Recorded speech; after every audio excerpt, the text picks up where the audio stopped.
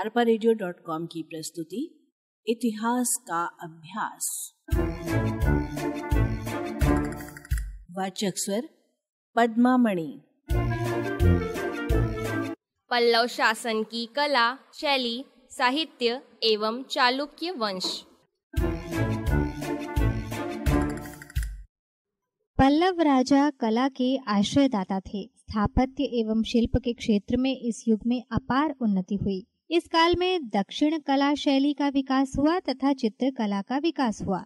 मंदिर निर्माण कला शैली भी विकसित हुई, जिसमें महेंद्र वर्मन प्रथम शैली, मामल्ल शैली, राजसिंह शैली, अपराजित शैली प्रमुख हैं। पल्लव कला शैली का न केवल भारत अपितु दक्षिण एशियाई देशों में भी प्रभाव पड़ा।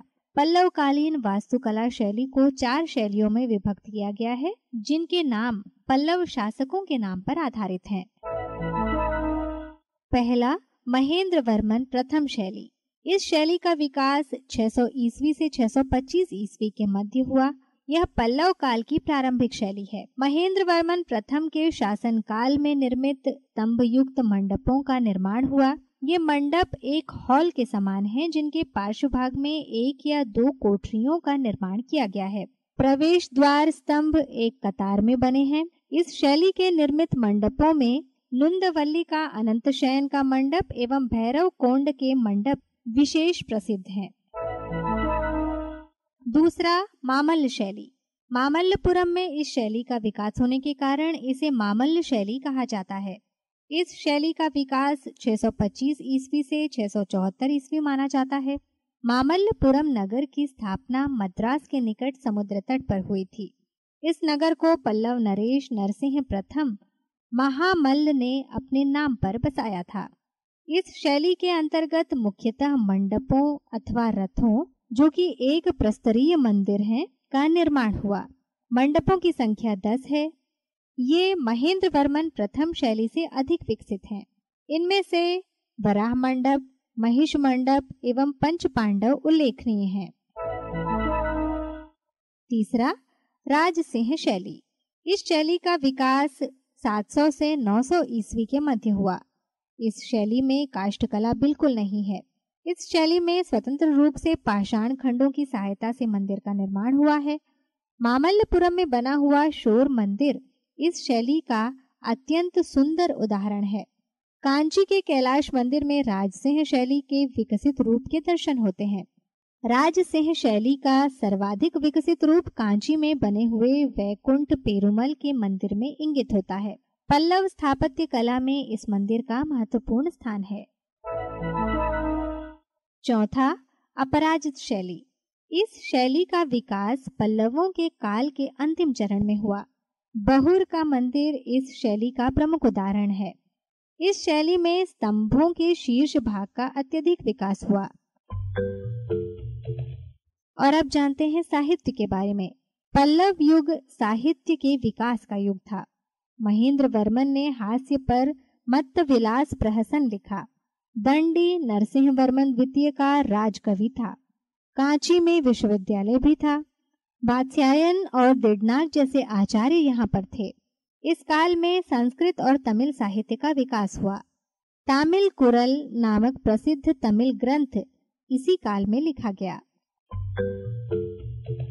और अब जानते हैं चालुक्य वंश के बारे में।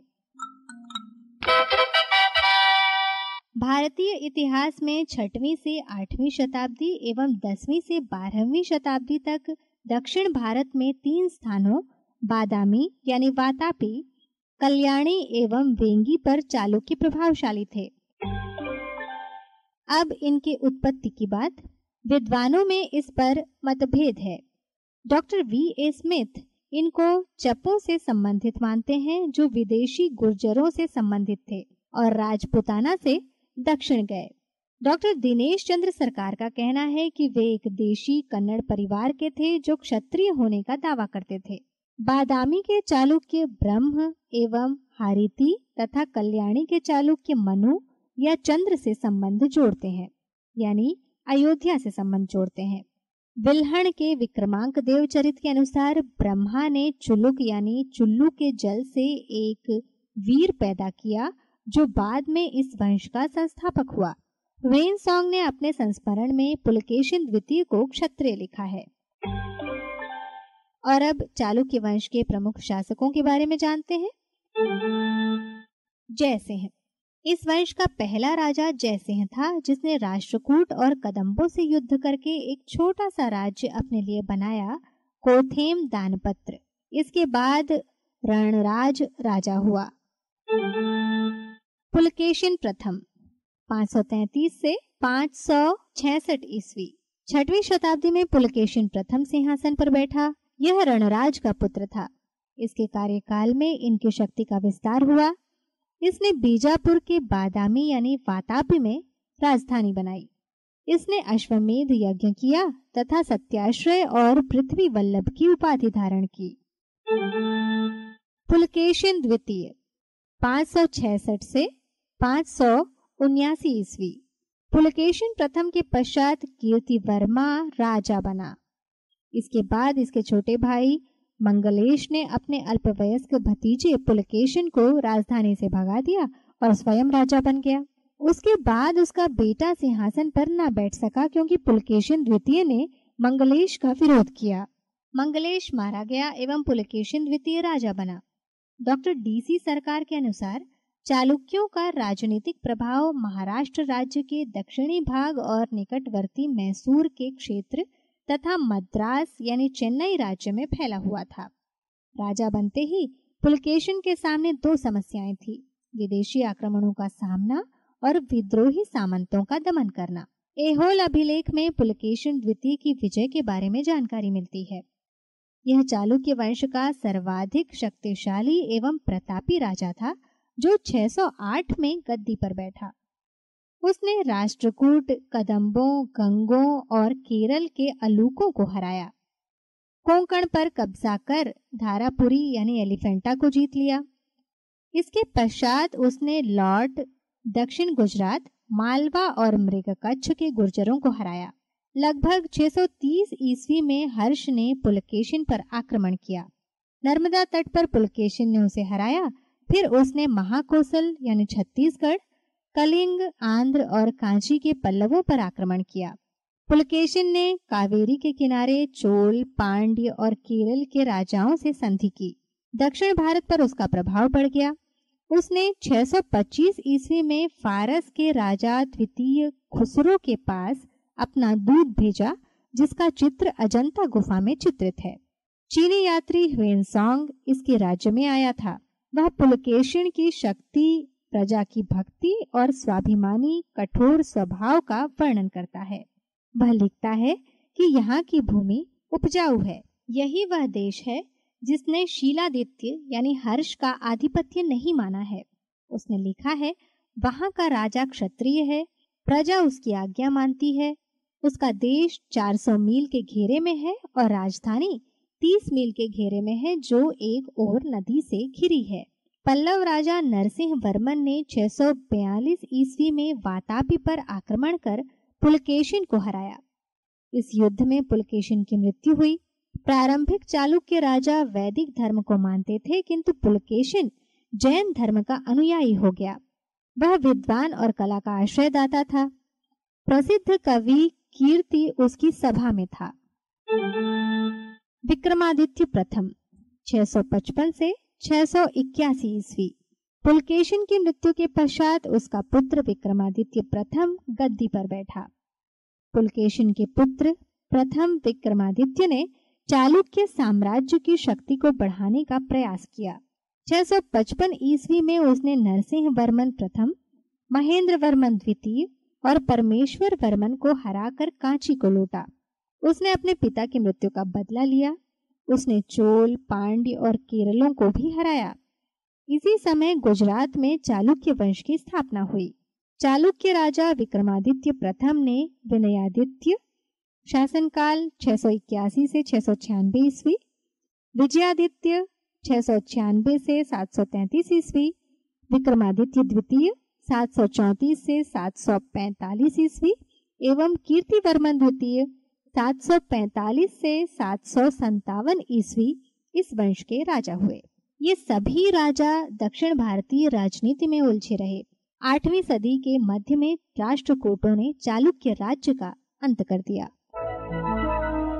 और अब देखते हैं चालुक्य युगीन शासन एवं संस्कृति को। चालुक्य युग में राजनीतिक दृष्टि से राजा सर्वमान्य था एवं उसका पद वंशानुगत था। व्यवहार में उसे मंत्रियों का सम्मान करना पड़ता था। वह सर्वोच्च न्यायाधीश भी था। ज्येष्ठ राजकुमार ही कालांतर में राजा बनता था। राजा प्रधान सेनापति भी होता था। इस शासन में जाति प्रथा के नियम कठोर थे। बाल विवाह, सती प्रथा बढ़ने लगी। ह्वेनसांग ने लिखा है कि जनता सरल एवं स्वच्छंद स्वभाव की थी। इनमें सादगी थी। ये साहसी, वीर तथा सत्यप्रिय थे। दास प्रथा थी, पर उनके साथ मानवीय व्यवहार होता था। चालुक्य युग में आर्थिक स्थिति अच्छी थी। कृषि एवं उद्योग धंधे उन्नत थे। वाणिज्य, व्यापार एवं यातायात का विकास हुआ। कई बंदरगाहें भी बने थे। चालुक्य राजा ब्राह्मण, धर्मानुयायी एवं सहिष्णु थे। जैन धर्म का विकास हुआ। बौद्ध धर्म के संबंध में ह्वेनसांग ने लिखा है। यज्ञ पद्धति पर अनेक पुस्तकें लिखी गई हैं। विक्रमादित्य षष्टम की राजसभा में बिल्हण था, जिसने विक्रमांक देव चरित लिखा एवं विज्ञानेश्वर ने याज्ञवल्क्य स्मृति पर मिताक्षर टीका लिखी। चालुक्य काल में स्थापत्य मंदिर कला का विकास हुआ, जो चालुक्य शैली कहलाता है। अजंता, एलोरा चालुक्य राज्य में थे। मेगुती में शिव मंदिर एवं बंगलेश कालीन विष्णु मंदिर प्रसिद्ध हैं।